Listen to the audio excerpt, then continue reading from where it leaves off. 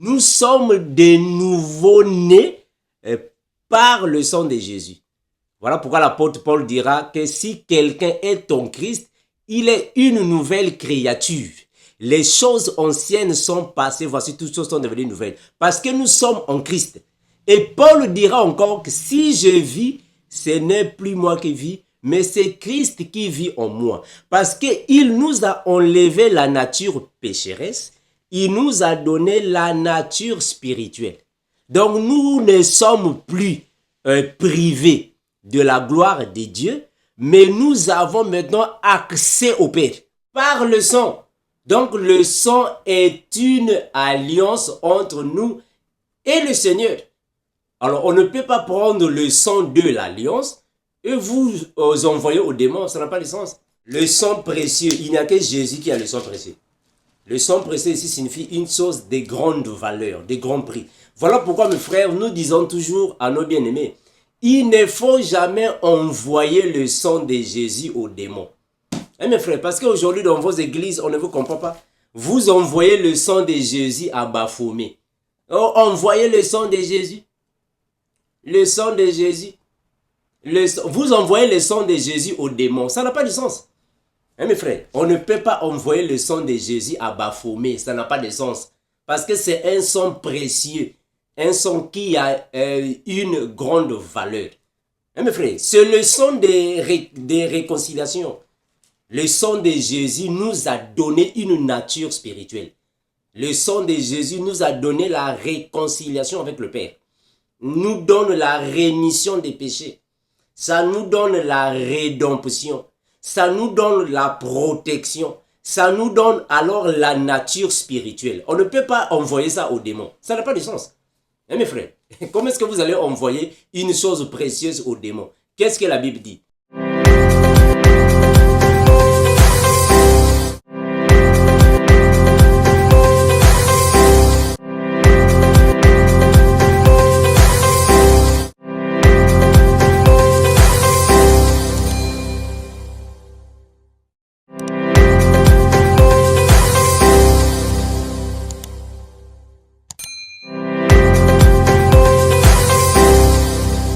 Bien-aimés dans le Seigneur, je vous salue au nom de l'incomparable grand maître Jésus-Christ, l'unique Seigneur qui est capable de donner la vie éternelle à ses enfants. Jésus, il est l'unique. Tous ceux qui sont dans les cieux, les anges, les archanges, les chérubins, les séraphins, se prosternent devant Christ seul parce qu'il est l'unique grand maître. Toute langue dans les cieux, sur la terre et sous la terre, se prosterne devant Jésus-Christ, car il doit être adoré et glorifié à la gloire de Dieu le Père. Il est l'unique.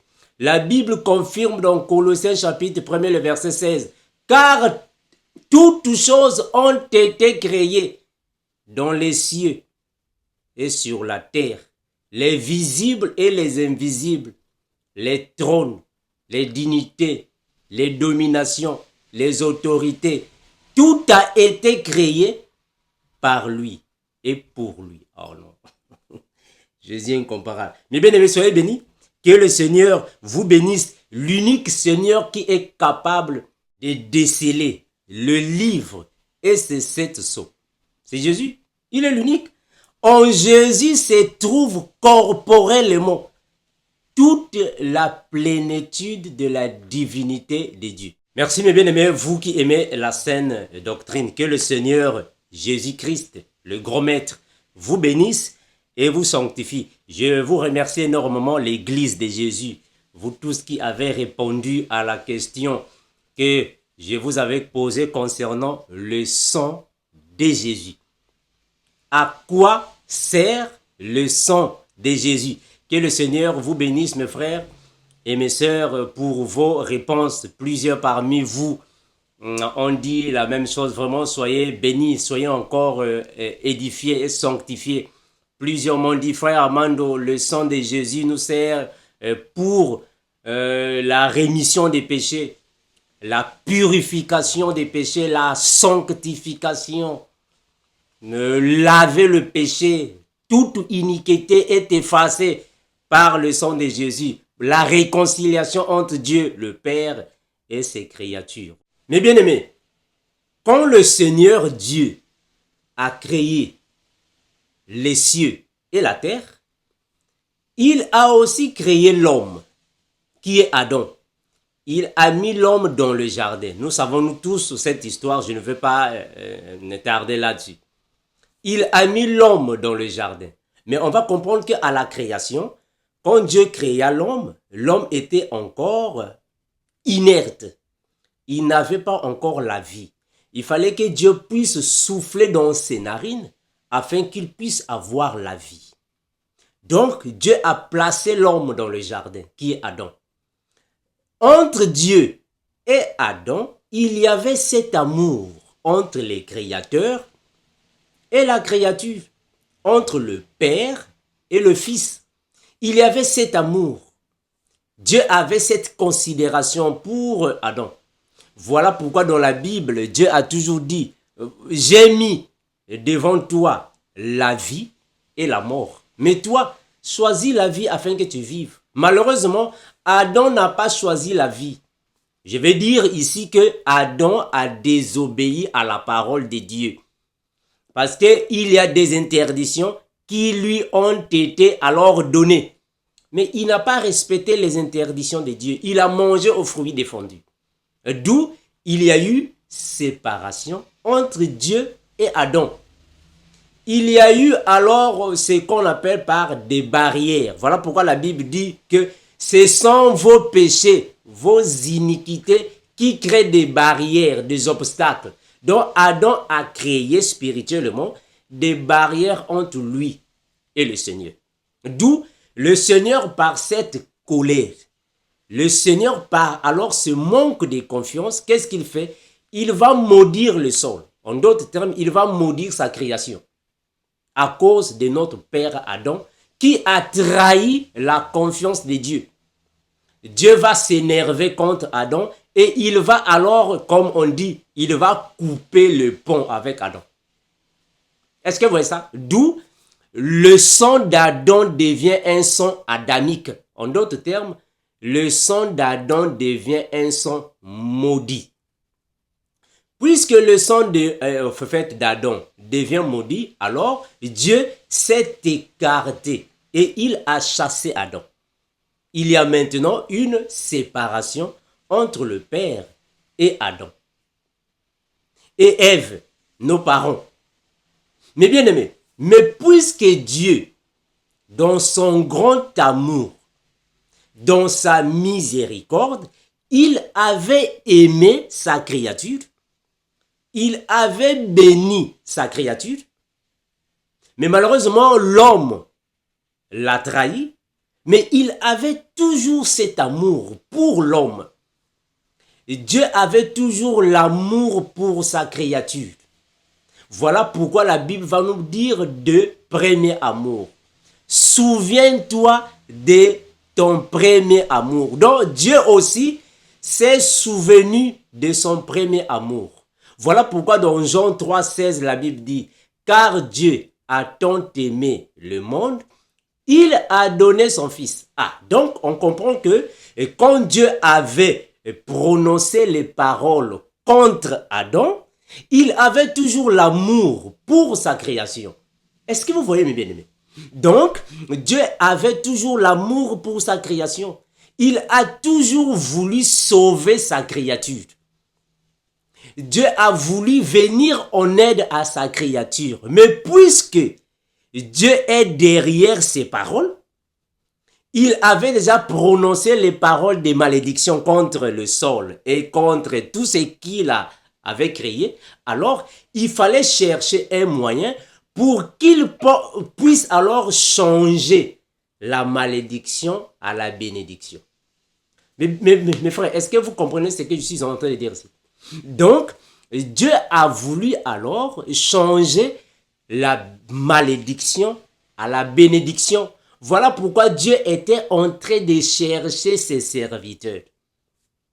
Il a commencé avec les autres qui sont passés, Noé, Abraham, Moïse, David. il était en train de chercher ses serviteurs pour conduire son troupeau.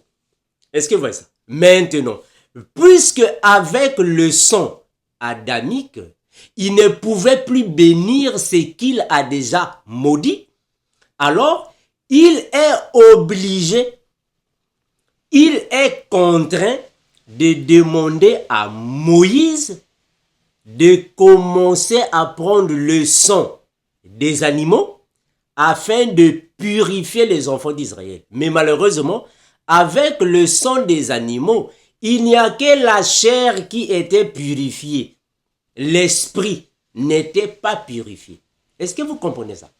Donc, le sang des animaux, le sang des boucs, le sang physique ne pouvait que purifier et sanctifier la chair humaine. Voilà pourquoi Dieu a dit non, je ne peux pas laisser ma créature dans la malédiction. Je dois alors prendre leur malédiction et leur donner la bénédiction. Voilà pourquoi Dieu a décidé lui-même de venir en personne. Mes frères, est-ce que vous comprenez ce que je dis? Donc, Dieu est venu en personne afin d'effacer la malédiction d'Adam.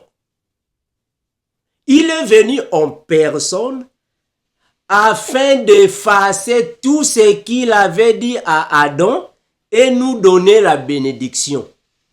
Mais puisqu'il ne peut que faire ça avec un sang humain, voilà pourquoi il a pris la forme d'une personne physique.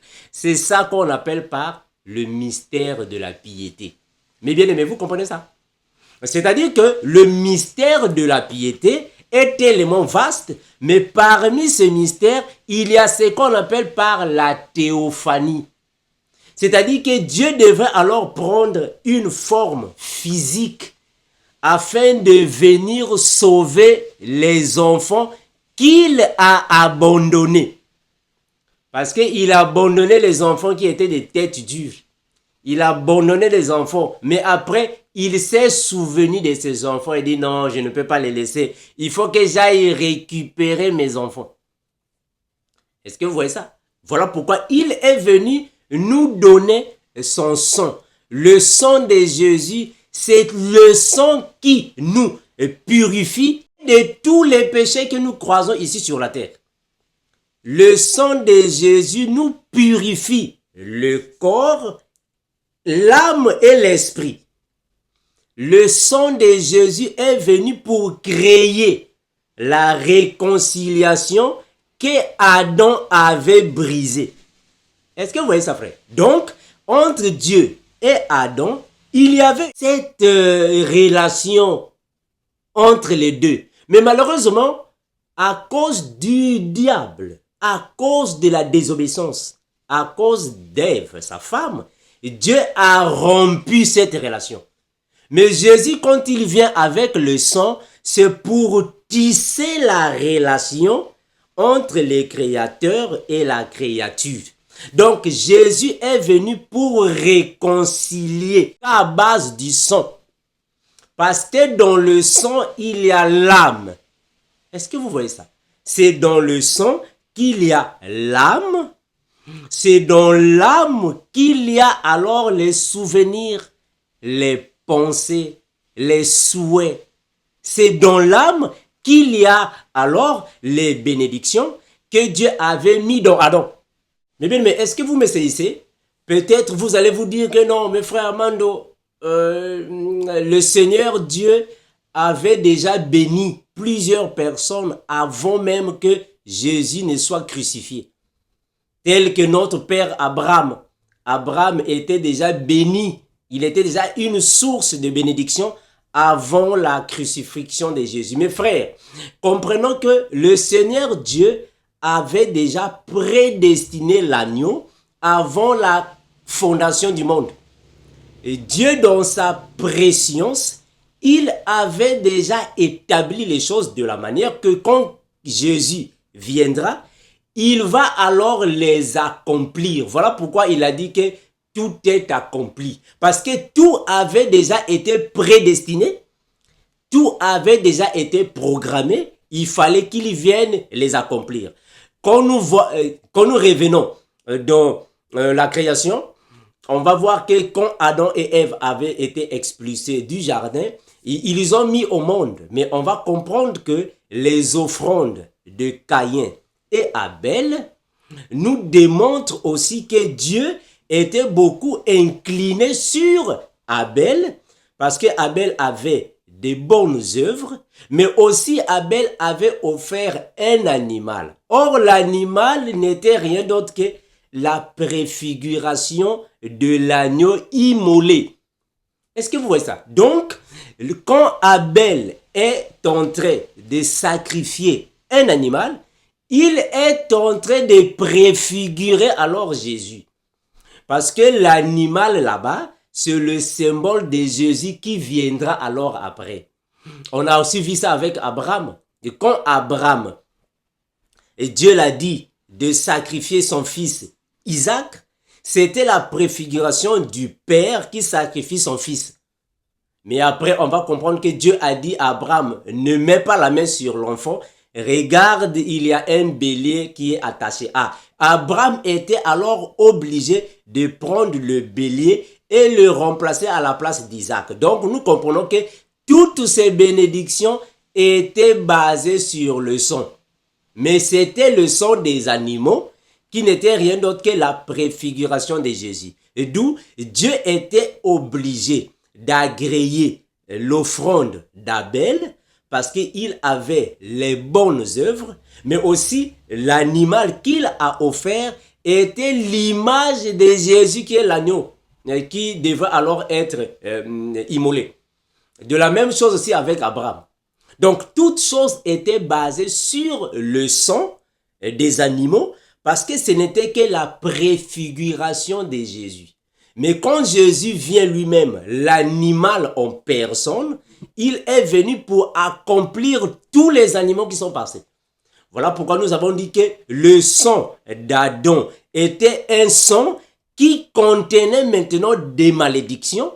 Voilà pourquoi Jésus, qui est le second Adam, était obligé de venir afin de mettre fin à la race adamique, c'est-à-dire à l'ancienne nature que nous avons, pour nous donner alors une nouvelle nature. Nous allons prendre 1 Timothée 2,5. On va commencer, mes frères, afin que nous puissions comprendre le sang de Jésus, le sang précieux de Jésus, quels sont ses précieux effets dans nos vies. 1 Timothée chapitre 2, le verset 5. Regardez, la Bible dit ainsi. 1 Timothée 2,5. On va lire la Bible, mes bien-aimés. Ayez vos Bibles. Il faut chaque fois avoir vos Bibles afin que vous puissiez lire vos Bibles, mes frères, pour grandir dans le Seigneur. 1 Timothée 2,5. Que nous dit la parole du Seigneur. La parole déclare ainsi. Car il y a un seul Dieu et aussi un seul médiateur entre Dieu et les hommes, Jésus-Christ, homme. Mais bien aimés, comprenons par ce verset que Jésus, qui est Dieu le Père en personne, il est venu afin de créer la réconciliation entre le Père, qui est l'Esprit, qui est Christ, et sa créature. Donc, il était obligé de prendre une chair physique, un corps physique, afin de venir auprès des hommes. C'était l'unique moyen alors de remplacer la malédiction à la bénédiction. C'est par le sang précieux. On va avancer. Regardez mes bien-aimés. Regardons. Parce qu'il faut comprendre que Adam était le premier homme, mais malheureusement, qui n'a pas tenu les promesses de Dieu. Or, Jésus, il est le second Adam, parce qu'on va comprendre que c'est dans le sang où se trouve l'âme de la personne. Mais comprenons que avec le sang spirituel de Jésus, c'est la parole. Est-ce que vous comprenez ça? Le sang de Jésus est spirituel, c'est la parole. On va évoluer. Regardez. Prenons Romains 3, 23 et 24. Regardez. Romains 3, 23, 24. Que nous dit la parole? Romains chapitre 3, le verset 23 et 24. La Bible déclare ainsi. Et car tous ont péché et sont privés de la gloire de Dieu.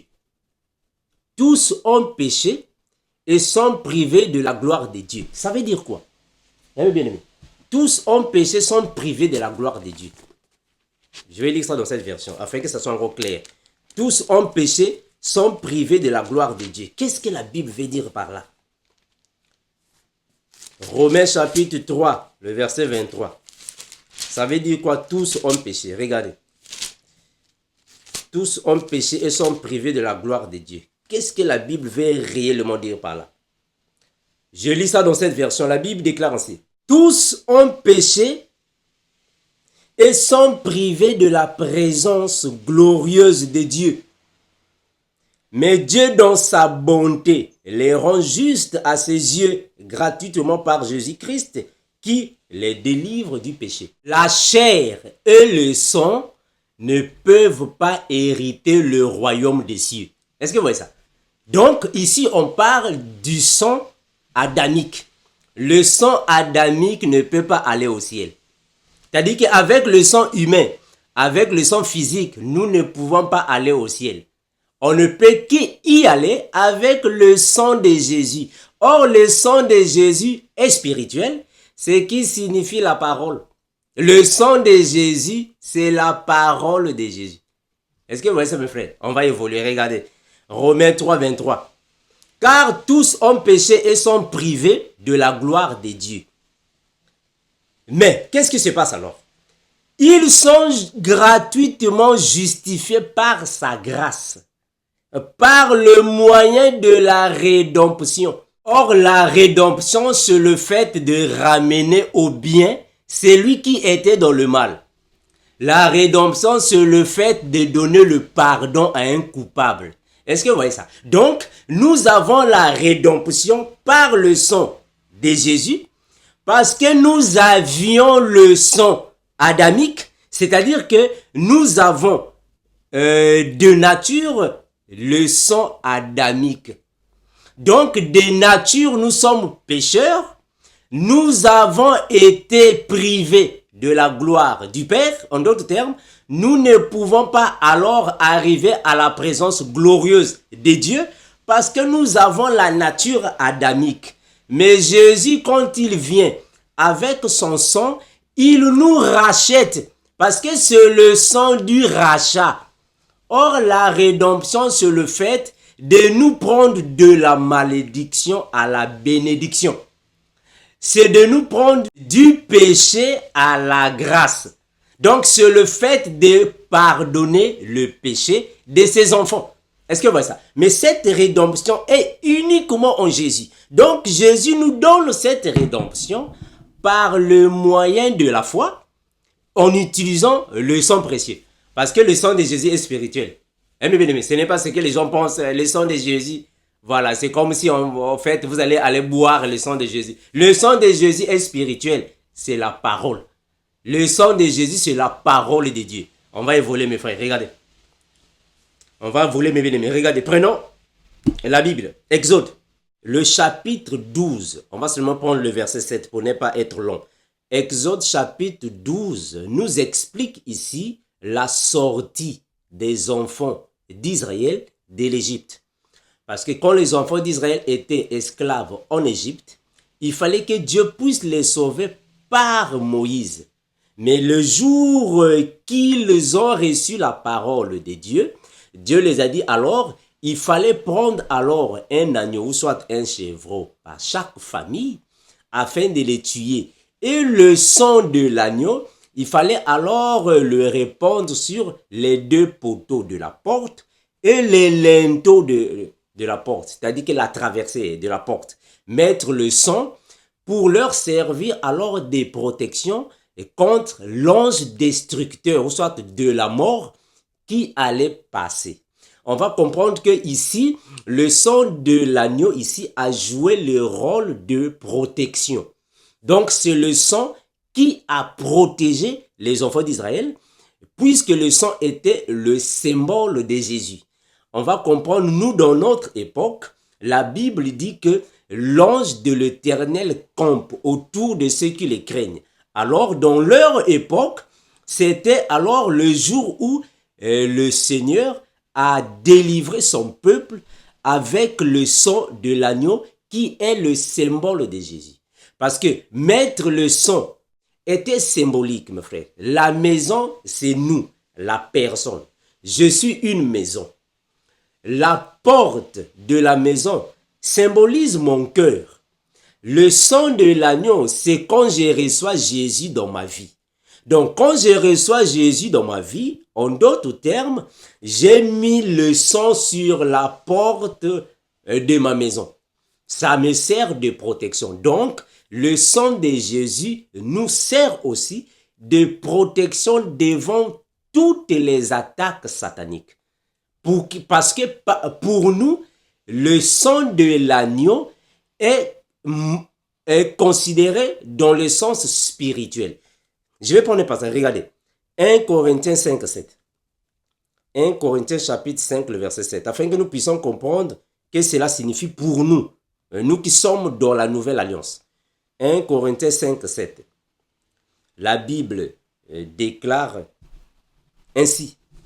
Faites disparaître le vieux levain, afin que vous soyez une pâte nouvelle, puisque vous êtes sans levain. Car Christ, notre Pâque, a été immolé. Mais bien aimé, est-ce que vous comprenez ce que le frère dit ici? C'est-à-dire que pour nous, la Pâque dans laquelle l'agneau est immolé n'est pas une chose physique. Nous le faisons d'une manière spirituelle parce que l'agneau pour nous, c'est la parole. L'agneau pour nous n'est pas physique. Ce n'est pas une chair physique que nous devons manger physiquement. Pour nous, nous mangeons l'agneau dans l'esprit parce que nous avons alors été rachetés de la nature pécheresse.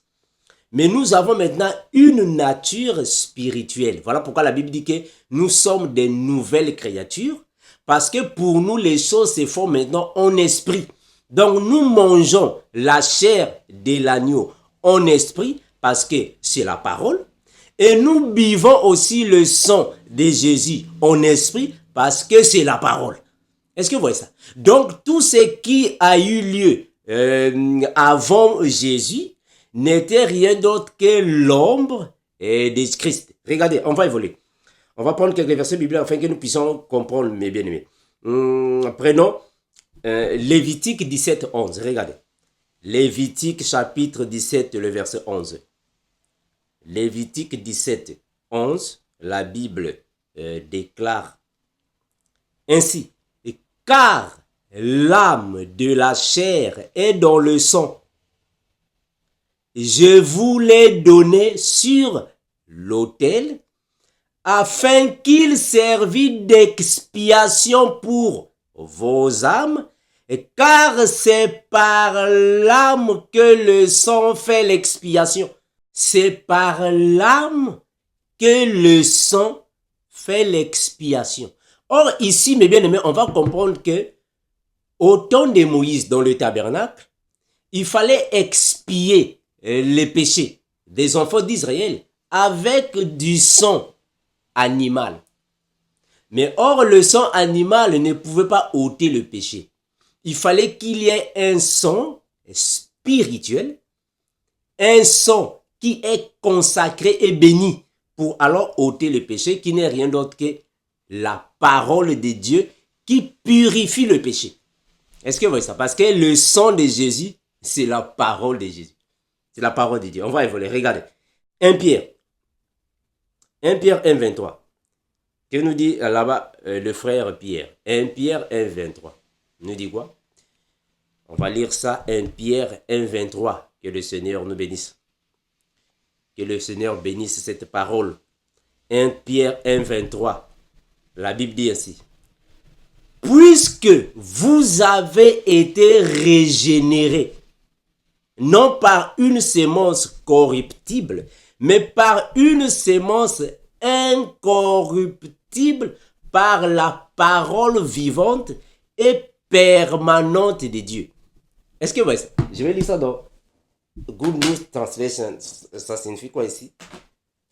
Vous avez été régénérés. 1 Pierre, qu'est-ce que la Bible nous dit ici? On va prendre Good News Translation. Qu'est-ce que la Bible nous dit ici? Good News Translation. 1 Pierre 1. On va prendre 1 Pierre 1 et 14. Que nous dit la parole? 1 Pierre. On va prendre 1 Pierre 1, 23. 1 Pierre 1, 23. La Bible déclare ainsi. En effet, vous êtes nés de nouveau. Gloire à Jésus. La nouvelle naissance. En effet, vous êtes nés de nouveau. Non de père mortel, mais grâce à une sémence immortelle. Grâce à la parole vivante et éternelle de Dieu. Est-ce que vous voyez ça, mon frère? Donc, quand Louis II est en train de dire que vous avez été régénérés, la régénération ici signifie tout simplement la nouvelle création. Donc, nous avons été régénérés. En d'autres termes, nous sommes de nouveau nés par le sang de Jésus. Voilà pourquoi l'apôtre Paul dira que si quelqu'un est en Christ, il est une nouvelle créature. Les choses anciennes sont passées, voici toutes choses sont devenues nouvelles. Parce que nous sommes en Christ. Et Paul dira encore que si je vis, ce n'est plus moi qui vis, mais c'est Christ qui vit en moi. Parce qu'il nous a enlevé la nature pécheresse, il nous a donné la nature spirituelle. Donc nous ne sommes plus privés de la gloire de Dieu, mais nous avons maintenant accès au Père. Parce que Christ, maintenant, c'est lui qui a déchiré le voile et nous pouvons maintenant voir le lieu très saint. Est-ce que vous voyez ça, mes frères? On va évoluer.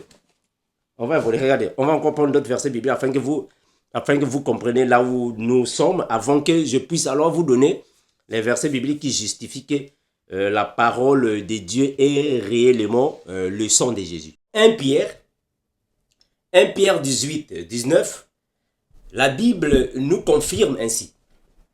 Sachant que ce n'est pas par des choses périssables, par de l'argent ou de l'or que vous avez été rachetés de la vaine manière de vivre que vous aviez hérité de vos pères, mais par le sang précieux de Christ, comme d'un agneau sans défaut et sans tache, prédestiné avant la fondation du monde et manifesté à la fin des temps à cause de vous. Mes frères, on va comprendre que le sang de l'agneau, c'est un sang ici qui est précieux. Mais il ne s'agit pas alors d'un agneau physique. Il ne s'agit pas d'un agneau que nous pouvons voir avec les yeux physiques. L'agneau ici, c'est le Seigneur Jésus qui est le symbole d'un agneau. Parce que l'agneau physique ne peut pas avoir un sang précieux. Est-ce que vous voyez ça, frère? Un agneau physique ne peut jamais avoir un sang précieux. Or, il s'agit de Jésus qui est l'agneau de Dieu. Voilà pourquoi le frère Jean-Baptiste dira, voici l'agneau de Dieu qui ôte le péché du monde. Donc, il doit être un agneau sans tache, sans défaut et avoir un sang précieux. Or, qu'est-ce que signifie un sang précieux? Bien aimé. Quand nous prenons 1 Corinthiens 6, 20, regardez. Le sang précieux ici, c'est dans quel sens? Le sang précieux. Pourquoi ce sang est précieux?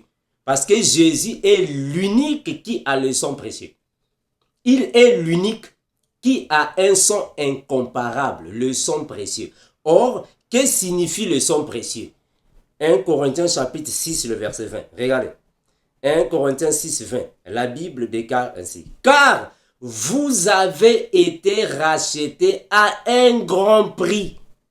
Glorifiez donc Dieu dans votre corps et dans votre esprit qui appartiennent à Dieu. Est-ce que vous voyez ça? Donc, le précieux ici signifie une chose de grande valeur. Le sang précieux signifie une chose de grand prix, une chose de grande valeur. C'est une chose précieuse. Regardez, je vais prendre ça dans cette version. 1 Corinthiens 6, 20. 1 Corinthiens 6, 20. Le sang précieux, il n'y a que Jésus qui a le sang précieux. Le sang précieux ici signifie une chose de grande valeur, de grand prix. Voilà pourquoi, mes frères, nous disons toujours à nos bien-aimés, il ne faut jamais envoyer le sang de Jésus aux démons. Hein, mes frères, parce qu'aujourd'hui, dans vos églises, on ne vous comprend pas. Vous envoyez le sang de Jésus à Baphomet. Oh, envoyez le sang de Jésus. Le sang de Jésus. Vous envoyez le sang de Jésus aux démons. Ça n'a pas de sens. Hein, mes frères, on ne peut pas envoyer le sang de Jésus à Baphomet. Ça n'a pas de sens. Parce que c'est un sang précieux. Un sang qui a une grande valeur. Hein, mes frères, c'est le sang des réconciliations. Le sang de Jésus nous a donné une nature spirituelle. Le sang de Jésus nous a donné la réconciliation avec le Père. Nous donne la rémission des péchés. Ça nous donne la rédemption. Ça nous donne la protection. Ça nous donne alors la nature spirituelle. On ne peut pas envoyer ça aux démons. Ça n'a pas de sens. Hein, mes frères, comment est-ce que vous allez envoyer une chose précieuse aux démons? Qu'est-ce que la Bible dit? Il ne faut pas donner des perles aux pourceaux. Il ne faut pas donner les choses précieuses aux porcs, aux pourceaux. Vous allez donner du sang précieux de Jésus à Baphomet. Ça veut quoi? Hein, frère? Ça n'a pas de sens. On ne peut pas envoyer le sang de Jésus aux démons. Ça n'a pas de sens. Parce que c'est le sang de notre alliance. Jésus a fait une alliance avec son épouse par le sang. Donc le sang est une alliance entre nous et le Seigneur. Alors on ne peut pas prendre le sang de l'alliance et vous envoyer aux démons. Ça n'a pas de sens. Hein, mes frères, ça n'a pas de sens. Regardez. 1 Corinthiens 6, 20. 1 Corinthiens chapitre 6, le verset 20, qui nous dit ici la parole de l'incomparable. La Bible déclare ainsi. Dieu vous a acquis. Il a payé le prix pour cela. Mettez donc votre corps lui-même au service de la gloire de Dieu. Eh mes frères, je vais prendre 1 Pierre dans cette version. 1 Pierre, afin que nous puissions voir qu'est-ce qu'on dit ici. 1 Pierre 1, 18 et 19. Eh mes frères, c'est le sang précieux de Jésus. Un sang qui a une grande valeur. Une valeur incomparable. Il est l'unique qui peut avoir ce prix-là. Hein, mes frères, vous envoyez ça aux démons. Ça n'a pas de sens. 1 Pierre 1, 18, 19. 1 Pierre, qui nous dit la parole du Seigneur. 1 Pierre 1, 18, 19. La Bible déclare ainsi. Vous avez, en effet, à quel prix, vous savez, en effet, à quel prix vous avez été délivrés. Est-ce que vous voyez ça, frère? Et quand Louis II dit, vous avez été rachetés, le racheter là signifie, vous avez été délivrés de la manière de vivre insensée. C'est-à-dire que quand nous étions encore dans le monde, nous étions des pécheurs, nous marchons selon le trait de ce monde, selon les convoitises de la chair. Jésus, quand il est venu nous racheter. Il fallait qu'il donne un prix incomparable, une chose de beaucoup de valeur, afin de nous racheter des choses de ce monde. Il a donné son sang. Hein, mes frères? Donc c'est le sang de Jésus qui nous a rachetés, nous a délivrés. Je vais lire ça. Regardez, je continue. Vous savez en effet à quel prix vous avez été délivrés de la manière de vivre insensée que vos ancêtres vous aurez transmise. Ce ne fut pas au moyen des choses périssables comme l'argent ou l'or. Non, vous avez été délivrés par le sang précieux du Christ, sacrifié comme un agneau sans défaut et sans tache. Est-ce que vous voyez ça, frère? Donc, c'est le sang de Jésus qui nous a rachetés, nous a purifiés et a fait de nous des ministres d'une nouvelle alliance plus excellente que la première. Eh mes bien-aimés, est-ce que vous comprenez ça? Est-ce que vous comprenez ça, mes bien-aimés? Regardez, je vais prendre Colossiens 2,14. Colossiens chapitre 2, le verset 14. Eh mes frères, le sang de Jésus, c'est un sang précieux, frère. Un sang incomparable. On ne peut pas comparer ce sang-là. On ne peut pas commencer à envoyer le sang de l'agneau au démon. Envoyer le... Non, mes frères. C'est un sang incomparable, frère. On ne peut pas l'envoyer partout. Le sang est pour nous. Quand tu reçois Jésus, il vient dans ta vie. Il va demeurer avec toi. Voilà pourquoi la Bible dit, je souperai avec lui. Ah voilà. Est-ce que le souper ici, c'est physique? Mais non, frère. Le souper n'est pas physique. Je souperai avec lui et lui avec moi et mon Père, nous souperons avec lui. Mes frères, c'est spirituel. Ce ne sont pas des choses physiques. C'est spirituel. Hein, frère? On mange la chair de l'agneau spirituellement. Nous buvons le sang de Christ spirituellement. Le souper est spirituel, frère. C'est spirituel. Regardez. Colossiens 2,14. Colossiens chapitre 2. Le verset 14 qui nous confirme la parole de Christ. La Bible dit ainsi. Il a effacé l'acte dont les ordonnances nous condamnaient et qui subsistait contre nous. Il l'a détruit en le clouant sur la croix. Mes frères, est-ce que vous voyez que le sang précieux de Jésus qu'il a versé sur la croix, c'est un sang qui nous a rachetés de plusieurs offenses, de plusieurs faussetés, de plusieurs fautes de ce monde. Et mes frères, donc c'est un sang qui a balayé tout ce qui est impureté spirituelle. Le sang de Jésus a balayé tout ce qui est convoitise de la chair.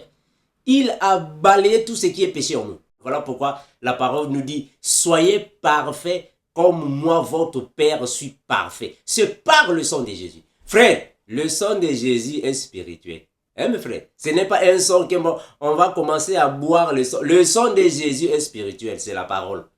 Le sang de Jésus, c'est la parole. On va évoluer. Regardez, frère, je vais ici vous parler sur le miracle que Jésus a effectué dans Cana. Il a transformé l'eau en vin. Mes frères, est-ce que vous comprenez ça? Jésus a transformé l'eau en vin. Mais c'est significatif, mes bien-aimés. C'est significatif. Mes frères, la transformation d'eau en vin, c'était alors Christ qui donne la vie à tous ceux qui n'avaient pas la vie. Est-ce que vous voyez ça? C'est-à-dire que dans la parole, l'eau a généralement deux significations. Je dis bien généralement deux significations. L'eau signifie ou symbolise la parole. Mais l'eau aussi symbolise les personnes. Je vais répéter ça, c'est important. Dans la parole, l'eau symbolise la parole, mais l'eau symbolise aussi les personnes. Quand Jésus est en train de marcher sur les eaux, il n'est pas en train de marcher sur la parole. Non, il marche sur les foules de personnes. Est-ce que vous voyez ça? Donc ici, l'eau signifie les personnes. Quand Jésus a transformé l'eau en vin, l'eau là-bas signifie les personnes. Donc il a donné la vie à ceux qui n'avaient pas la vie. Rappelez-vous que le Seigneur Jésus, quand il est venu en Israël, il a donné une parabole. il a invité les Juifs pour venir au festin. Les Juifs ont refusé, dit non, nous ne pouvons pas venir au festin. Ils ont refusé, nous sommes occupés, et ça ne nous regarde pas. Qu'est-ce que Jésus a fait? Il envoie ses serviteurs pour aller prendre les passagers pour venir à la fête, afin qu'ils puissent leur donner la nourriture. Mes frères, c'est significatif. Est-ce que vous voyez ça? C'est significatif. Donc, quand Jésus transforme l'eau en vin, il est en train de donner la vie aux personnes qui n'avaient pas la vie. Il est en train de transformer des personnes qui étaient dans la nature physique, ou soit pécheresses, il les emmène à la nature spirituelle. On va expliquer ça. Regardez, nous sommes dans Matthieu. Matthieu 14. Regardez mes frères. Matthieu 14. Matthieu chapitre 14, le verset 25 à 30. Matthieu 14, 25 à 30.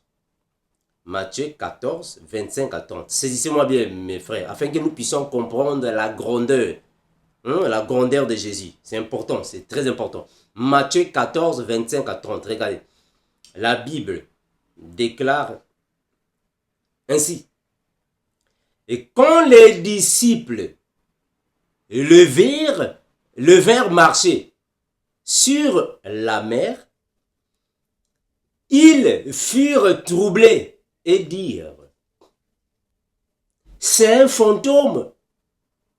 Et dans leur frayeur, ils poussèrent des cris.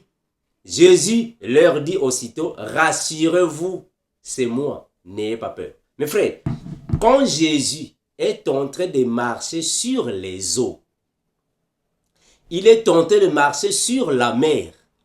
Cela signifie que Jésus est en train de dominer sur toutes les puissances de la terre, c'est-à-dire les personnes. Marcher sur les eaux, marcher sur la mer, signifie dominer sur les personnes. Est-ce que vous voyez ça? Dominer sur les personnes. J'ai donné un passage biblique. Nous sommes dans Apocalypse. Regardez.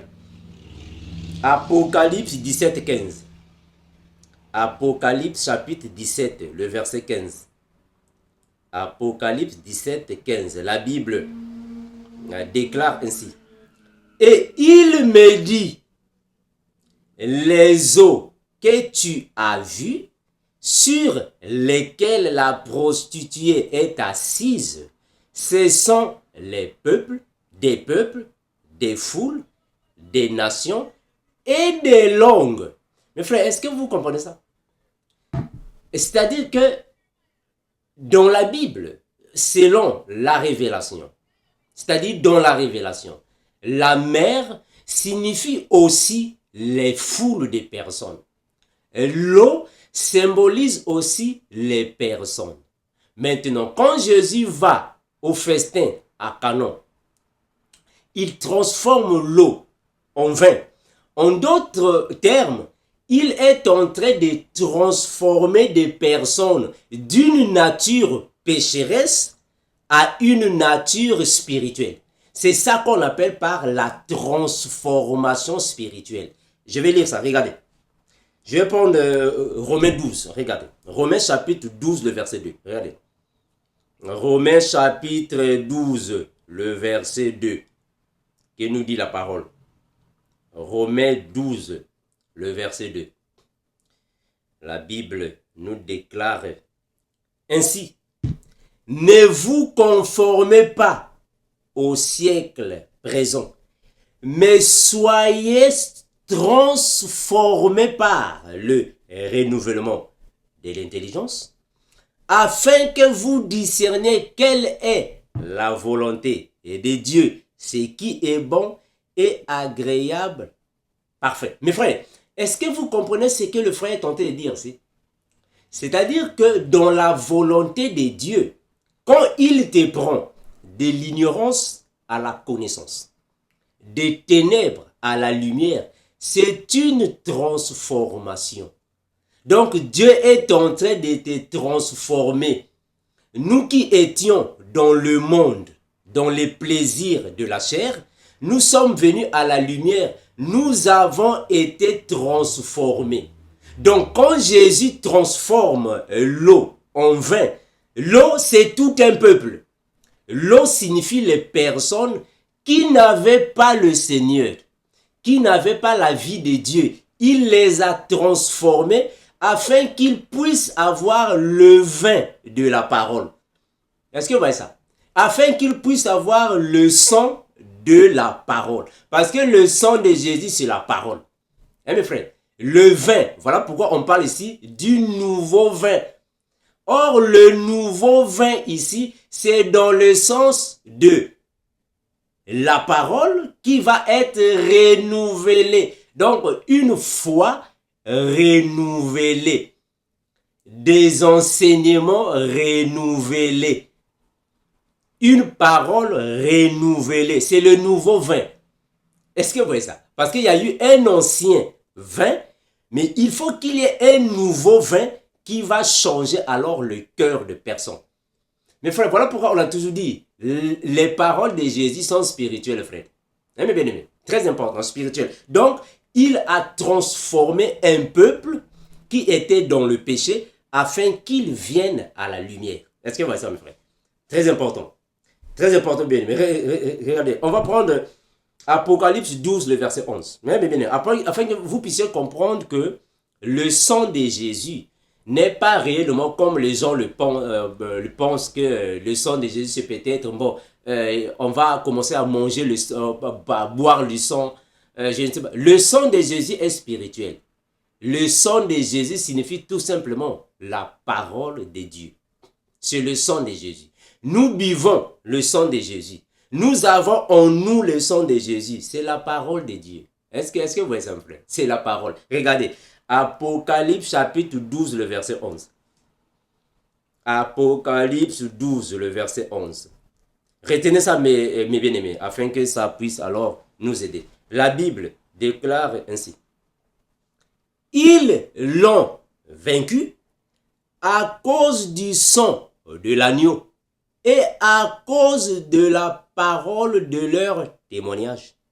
Et ils n'ont pas aimé leur vie jusqu'à craindre la mort. Mes frères, je vais relire ça parce que c'est important. C'est à partir d'ici que nous pouvons alors, mes frères, détecter qu'il s'agit de la parole de Dieu. Relisez le verset ensemble avec moi, mes bien-aimés.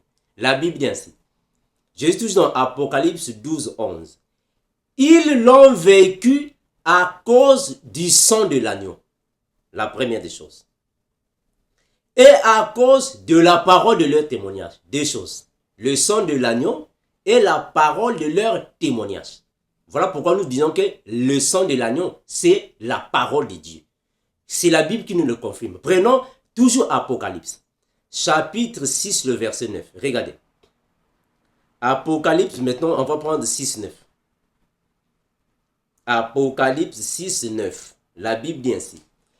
Quand il ouvrit le cinquième sceau, je vis sous l'autel les âmes de ceux qui avaient été immolés à cause de la parole de Dieu et à cause du témoignage qu'ils avaient rendu.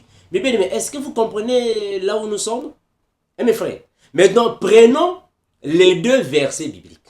Mes frères, prenons les deux versets. Vous allez comprendre que la parole de Dieu ici, qui est de l'autre côté remplacée par le sang de l'agneau. Est-ce que vous comprenez ça? On va relire. Rélisez ensemble avec moi. Apocalypse chapitre 12, le verset 11. Rélisez ensemble avec moi, mes frères, afin que nous puissions tous comprendre que le sang de Jésus, le sang précieux de Jésus, c'est la parole de Dieu. Apocalypse 12, 11. On va relire ça. Ils l'ont vécu à cause du sang de l'agneau et à cause de la parole de leur témoignage. Et ils n'ont pas aimé leur vie jusqu'à craindre la mort. Mes frères, est-ce que vous voyez ça? Ils l'ont vécu à cause de la parole de leur témoignage et le sang de l'agneau. Maintenant, revenons dans Apocalypse toujours 6, 9. 6, 9, on nous dit ainsi. 6, 9, on dit ainsi. Quand il ouvrit le 5e sceau, j'ai vu sous l'autel les âmes de ceux qui avaient été immolés à cause de la parole de Dieu. Quand nous étions dans Apocalypse 12, 11, on nous a dit là-bas, à cause du sang de l'agneau et la parole de leur témoignage. Mais ici, on nous dit que à cause de la parole de Dieu et le témoignage qu'ils avaient rendu. Mes frères, est-ce que vous comprenez ça? Ceci nous confirme dans d'autres versets également que la parole de Dieu est considérée comme le sang précieux de Jésus. Le sang précieux de Jésus nous purifie de nos péchés. Or, il n'y a que la parole qui peut nous purifier parce que c'est la parole de la vérité. Je prends Jean. Je ne vais pas être verbal. Regardez, Jean chapitre 17. Jean 17, 17. Jean 17, 17. La Bible déclare ainsi. Sanctifie-les par ta vérité. Ta parole est la vérité. C'est-à-dire que nous sommes sanctifiés par le sang de Jésus. Nous sommes purifiés par le sang de Jésus. Mais ce sang de Jésus, c'est la parole de Dieu. Parce que c'est elle, la parole, qui nous purifie. Regardez, Jean chapitre 15, je ne veux pas être verbal. Jean chapitre 15, on va prendre le verset 3. Jean 15, 3, la Bible dit ainsi. Déjà vous êtes purs à cause de la parole que je vous ai annoncée. Alors on comprend que nous sommes purifiés, sanctifiés, justifiés par le sang de Jésus. Mais ce sang de Jésus, c'est la parole de Dieu. Et le frère Jean nous dira dans 1 Jean 5, 12 que celui qui a le Fils a la vie. Celui qui n'a pas le Fils de Dieu n'a pas la vie. Or, nous comprenons que la vie est donnée par le sang. Celui qui a le sang a la vie parce que c'est le sang de Christ et qui nous anime et réanime en nous. Donc, on comprend que le sang ici, c'est l'âme que Jésus nous a donnée afin que nous puissions vivre avec. Donc, on comprend que le sang de Jésus, c'est la parole de Dieu. Et parce que nous buvons le sang de Jésus par la parole en esprit, et nous mangeons la chair de l'agneau en esprit, parce que c'est une nourriture pour notre esprit. Merci mes bien-aimés, que le Seigneur vous fortifie, que le Seigneur vous assiste constamment. Merci, comme nous disons toujours, Maranatha. L'incomparable grand maître Jésus revient bientôt. Ciao.